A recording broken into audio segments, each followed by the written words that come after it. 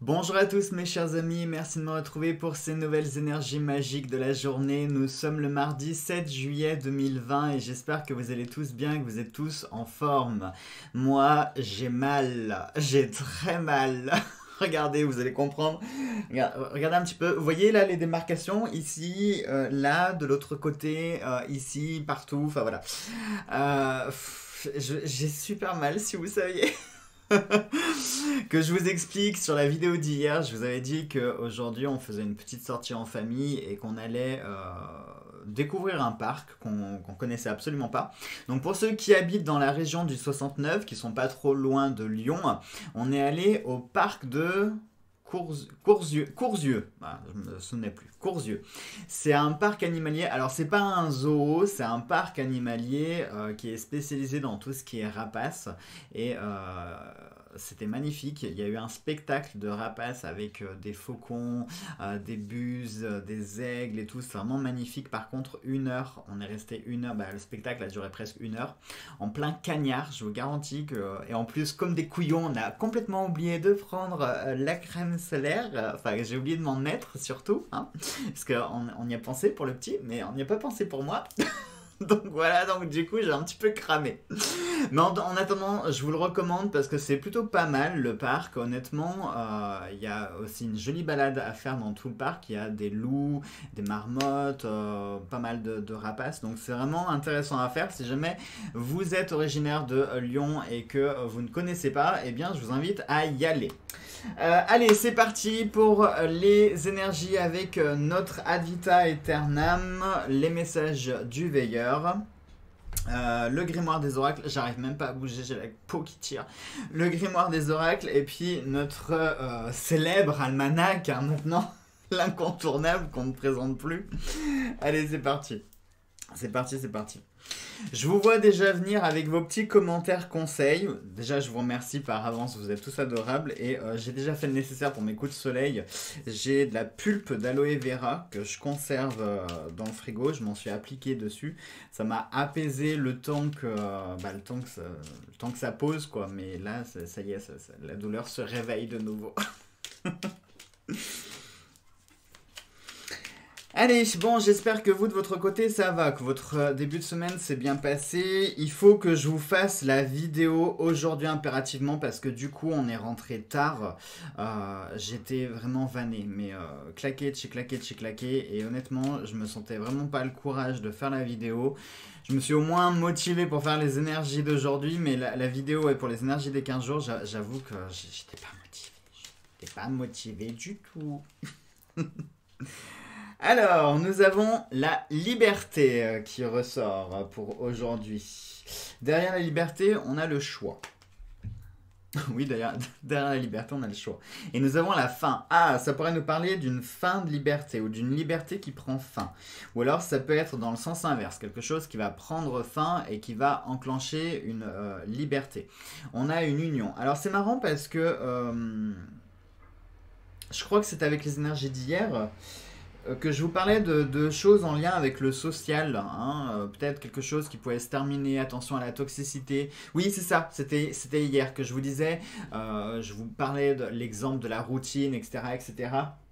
Donc ça pourrait être dans la continuité. Il y a deux interprétations. Il y a deux interprétations qu'on peut faire. Il y en a une qui est plutôt positive et l'autre malheureusement qui est plutôt négative. Enfin négative, c'est pas non plus... Bon, je vais vous expliquer. Pour l'interprétation entre guillemets négative, ça nous parlerait ici de la fin de quelque chose, hein, clairement, puisque on avait d'abord la liberté, on a eu ensuite la fin, donc ça pourrait nous parler d'une fin de liberté. Alors, fin de liberté, ça pourrait nous parler de plein de choses. Ça pourrait être fin des vacances, reprise officielle du travail, d'un rythme de travail, reprise d'une quotidienne, reprise d'un rythme, reprise de certaines habitudes. Un petit peu comme si en ce moment vous viviez un peu en vacances, il y a eu le confinement, machin et tout. Donc c'est un petit peu tout et n'importe quoi. Voilà, les choses prennent du temps pour se relancer, pour se refaire. Donc du coup, on vit un petit peu n'importe comment. Voilà, on a un petit peu tout... un peu livré à nous-mêmes, voilà. Et là, ça pourrait marquer la fin officielle de ces libertés, entre guillemets, pour du coup redémarrer quelque chose qui va être beaucoup plus carré, plus planifié, plus droit, plus... peut-être que c'est vous aussi hein, qui avez pris cette décision-là. Peut-être que vous avez réalisé que dans votre vie, c'était un peu... alors, je ne vais pas dire le bordel, mais voilà, que les choses manquaient de structure. Et bien peut-être qu'à partir d'aujourd'hui, vous allez mettre en place certaines structures, ou alors on va vous imposer certaines structures, des nouvelles mesures. Ça peut être par exemple au travail. Peut-être qu'au travail, vous allez avoir votre boss qui va vous dire que voilà, à partir de aujourd'hui ou dans la semaine ou début de semaine prochaine, il y a des choses qui vont changer, qui vont évoluer, certaines choses qui vont devenir plus carrées, plus cadrées, avec des sanctions, etc., etc. Donc ça peut nous parler de ça, ça peut. Après, le côté positif, ça peut aussi nous parler de fin par rapport à des relations, hein, puisque on a eu... Alors, si je prends les deux cartes supplémentaires, on a eu le choix et l'union. Donc peut-être que aujourd'hui, vous allez être face à un choix de conscience par rapport à un engagement que vous avez vis-à-vis de quelqu'un, d'une situation, ça peut être une relation, ça peut être, voilà, c'est un rapport, ça peut être un rapport social, un rapport amoureux, peu importe de quelle nature est ce rapport, mais c'est quelque chose qui vous lie par rapport à une autre personne ou un groupe de personnes, ok ? Donc ici, ça pourrait nous parler d'un choix que vous devez prendre, une décision qui doit être prise. Et de cette décision, eh bien, il va y avoir certaines choses qui vont se terminer. Et ça me permet de passer sans transition sur quelque chose. C'est que ça peut nous parler aussi d'une fin, mais qui s'avère être positive. Je le mets dans le bon ordre? Oui, c'est bon. Ça peut nous parler de quelque chose qui va se terminer aujourd'hui, mais... finalement, c'est quelque chose qui va vous libérer. Prenons un exemple très concret, imaginons que là, début du mois, vous payez la dernière traite de votre crédit pour n'importe quoi, on s'en fiche. Vous payez votre dernière traite et à partir de là, à partir du mois de juillet, à partir du mois d'août, vous serez complètement libéré, vous serez désengagé et vous n'aurez plus rien à devoir à personne, vous serez enfin libre. Ça peut nous parler de ça, de la fin d'un engagement, de la fin de quelque chose qui peut être contraignant, qui peut représenter certains désagréments, puisqu'il y a cette relation un petit peu d'engagement, de choses que l'on doit. Alors ça peut être dans un sens comme dans l'autre, c'est-à-dire ça peut être vous qui devez des choses à quelqu'un, un organisme ou un groupe de personnes, ou alors c'est quelqu'un ou un organisme ou un groupe de personnes qui vous doit quelque chose. Ça peut être une relation réciproque. Peut-être que chacun se doit quelque chose.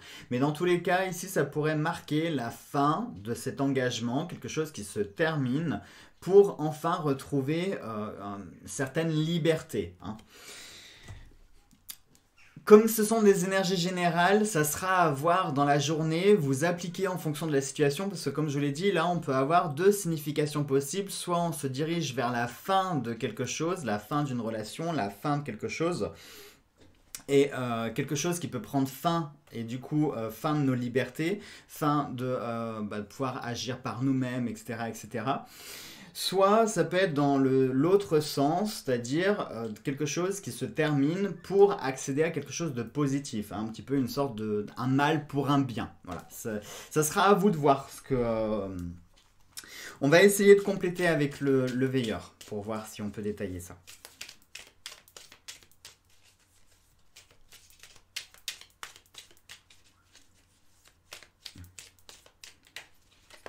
Alors... Le veilleur nous dit « Abandonne, ne lutte pas vainement, le destin s'est décidé et on nous dit en termes de datation dans l'année. » Autrement dit, là, aujourd'hui, peut-être que vous allez être confronté à un choix qu'on va vous imposer, à une décision qui a été prise déjà, hein, si on reprend ici le choix. Je vais reprendre l'exemple du travail. Peut-être qu'aujourd'hui, vous allez apprendre une nouvelle au travail, votre employeur qui va vous dire que... alors, peut-être que c'est très négatif ce que je vais vous dire, mais bon, c'est un petit peu C'est un petit peu la tendance depuis la crise. Imaginons que votre patron vous dise, voilà, il va y avoir des licenciements économiques qui vont se faire dans la boîte. Bon, bah malheureusement, vous pouvez rien faire. Hein. Cette décision, elle a déjà été prise, elle a déjà été tranchée. Il y a peut-être des chances même pour que le patron sache déjà qui va partir et qui va rester. Vous, peut-être que vous ne le saurez pas, mais vous serez peut-être au moins mis au parfum sur le fait qu'il va y avoir une restructuration dans la boîte. Donc voilà, et malheureusement, cette décision, vous ne pouvez rien faire, vous êtes obligé de la subir. Et quoi que vous envisagiez, quoi que vous décidiez de rester dans l'entreprise ou d'anticiper en démissionnant et puis en cherchant autre chose, dans tous les cas, de toute façon, le destin va se jouer. Voilà. Pareil aussi, si ça nous parle de relation, si c'est la fin de relation avec quelqu'un, malheureusement, c'est pareil, vous pourrez bien faire tout ce que vous voulez, vous pourrez bien essayer de sauver les meubles autant que faire se peut.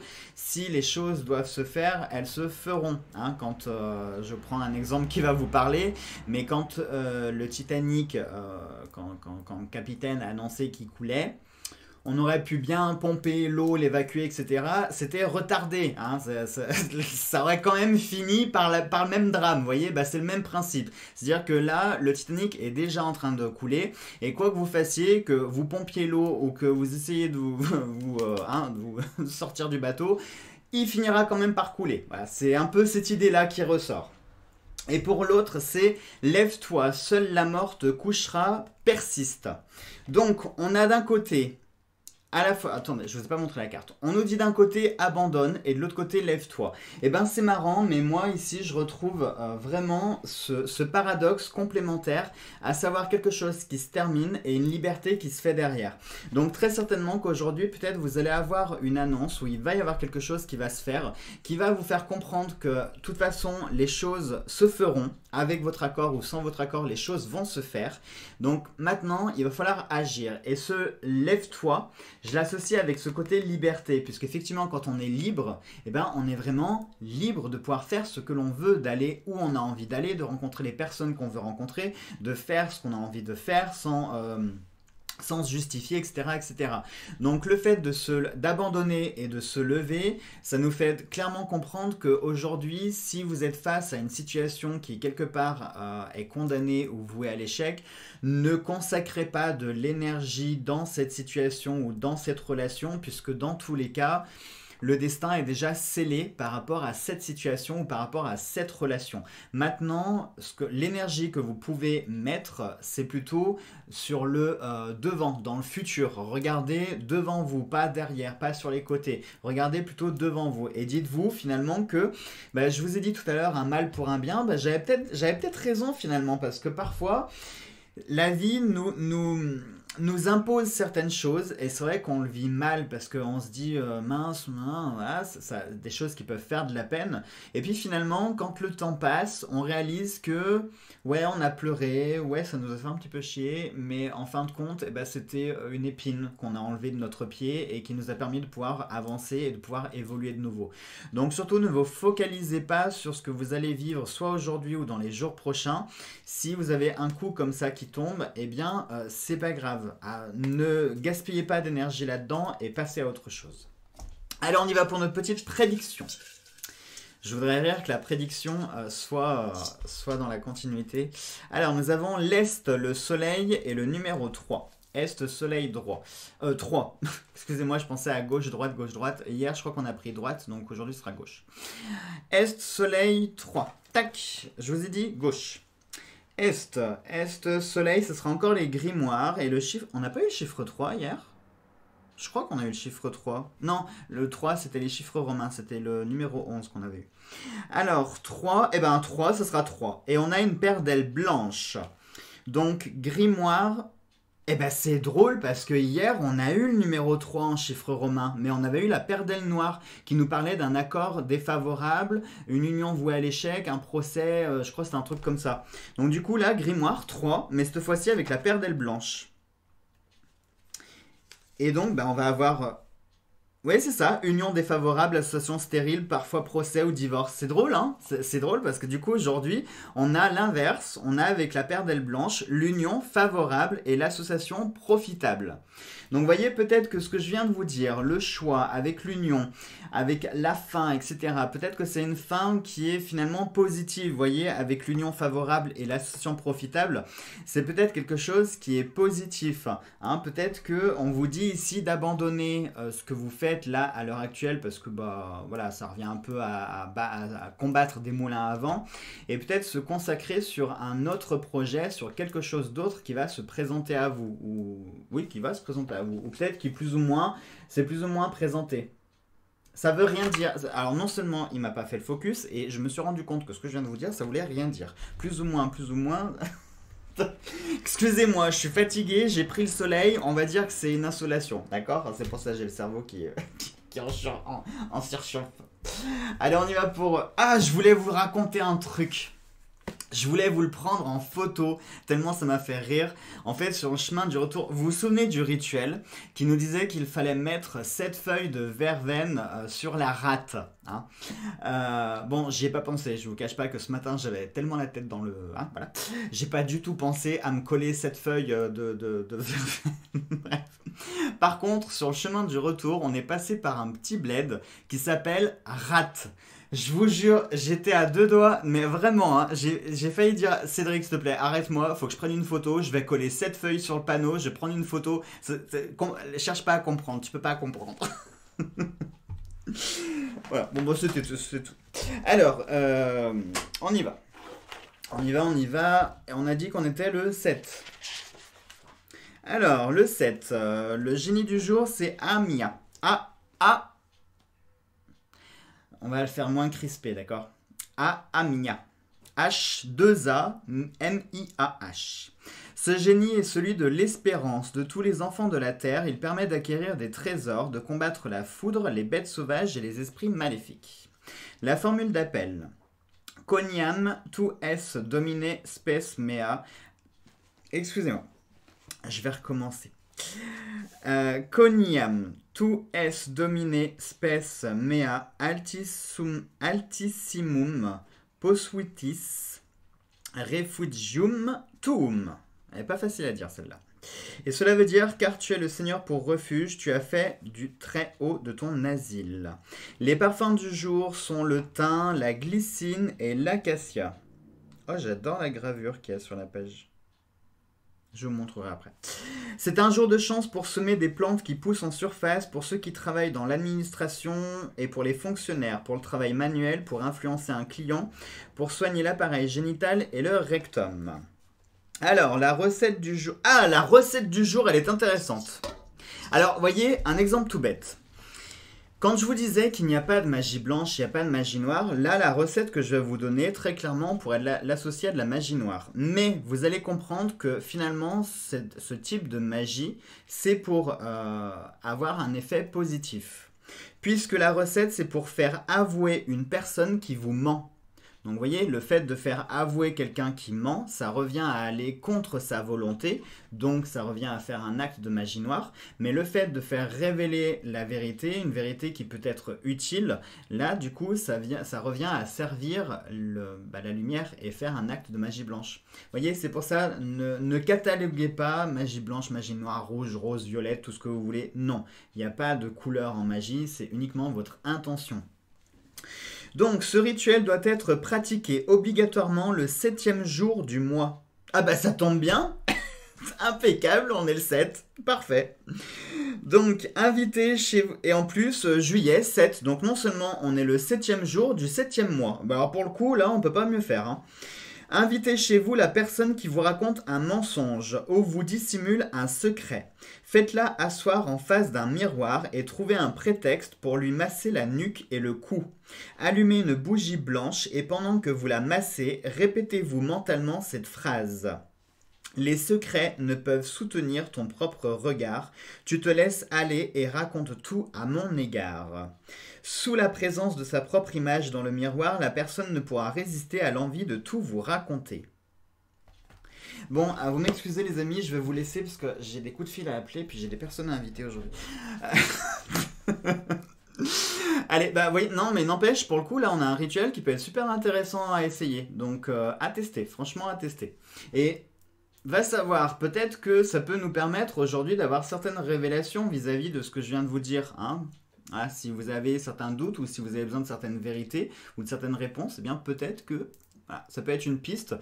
Hein, parfois les rituels, il faut aussi les voir comme des signes. C'est pour ça que j'aime bien ce livre parce que je vous demande pas forcément de suivre au pied de la lettre le rituel, mais parfois la thématique du rituel, je l'ai remarqué des fois, hein, mais la thématique du rituel est parfois raccord avec le reste du tirage.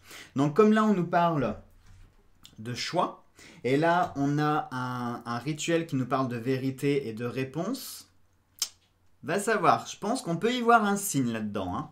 Peut-être qu'il faut chercher les réponses. Voilà.